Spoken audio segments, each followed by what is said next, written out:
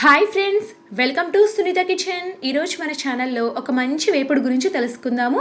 అదేంటంటే ఎంతో రుచికరంగా ఉండే దొండకాయ వేపుడు అండి. చాలా చాలా టేస్టీగా ఉంటుంది. చాలా సింపుల్గా తయారు చేసుకోవచ్చు అనమాట.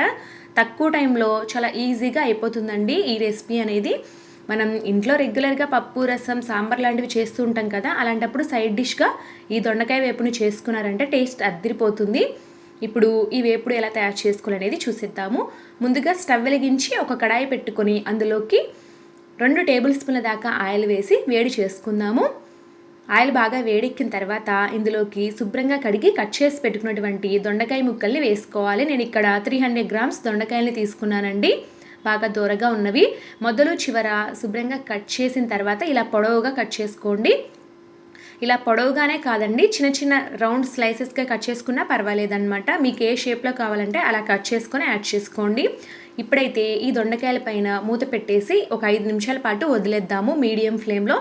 ఈలోపు మనం దొండకాయ వేపుల్లోకి కారం ప్రిపేర్ చేసుకుందామండి. అందుకోసం ఇంకొక బర్నర్ మీద ఒక ప్యాన్ పెట్టుకున్నాను. అందులోకి 2 టేబుల్ స్పూన్ల దాకా శనగపప్పు, 1 టేబుల్ స్పూన్ దాకా మినప్పప్పు, 1 టేబుల్ స్పూన్ దాకా ధనియాలు, అలాగే చిటికెడు మెంతులు వేసుకోవాలి. అంటే ఒక 10 మెంతులు అయితే సరిపోతాయి.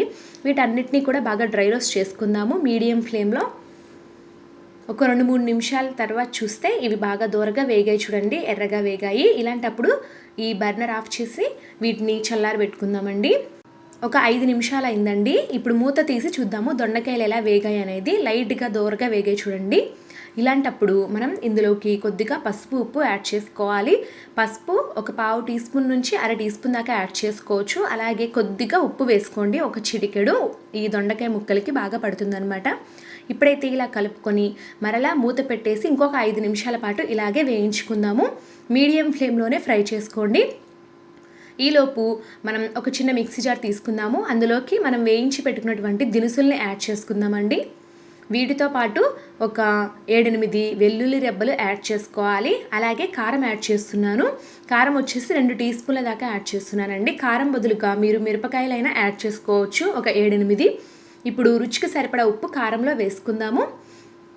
ఇప్పుడు మనం కచ్చాపచ్చాగా గ్రైండ్ చేసుకున్నట్లయితే మనకి కారం రెడీ అయిపోతుందన్నమాట. ఈ మసాలా కారం చాలా బాగుంటుంది దొండకాయ వేపుల్లోకి. ఇంకొక 5 నిమిషాల పాటు ఉడికించుకున్న తర్వాత చూస్తే దొండకాయ ముక్కలు బాగా దూరగా వేగాయండి. ఇక్కడ మీకు చూపిస్తాను ఎంత బాగా సాఫ్ట్గా ఉడికాయి అనేది. ఇంకా చూస్తున్నారు కదా, దొండకాయ ముక్క అనేది చాలా బాగా సాఫ్ట్గా ఉడికిందండి. ఇప్పుడు మనం ముందుగానే తయారు చేసి పెట్టుకున్నటువంటి మసాలా కారాన్ని ఇక్కడ యాడ్ చేసుకుందాము. ఇప్పుడు ఆ మసాలా కారం అంతా కూడా ముక్కలకి పట్టే విధంగా కలుపుకుంటూ ఫ్రై చేసుకోవాలి ఒక 2-3 నిమిషాల పాటు. ఇలా బాగా కలుపుకున్న తర్వాత మూత పెట్టేసి ఇంకొక 3 నిమిషాల పాటు వదిలేద్దామండి.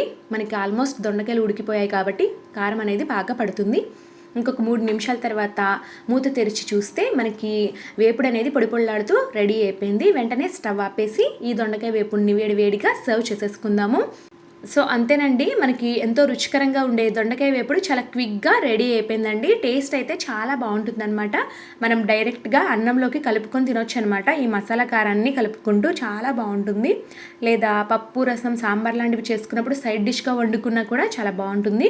ఒకసారి అయితే కంపల్సరీగా ట్రై చేసి ఏ విధంగా వచ్చిందనేది నాకు కామెంట్స్లో తప్పకుండా తెలియజేయండి friends. Thank you for watching.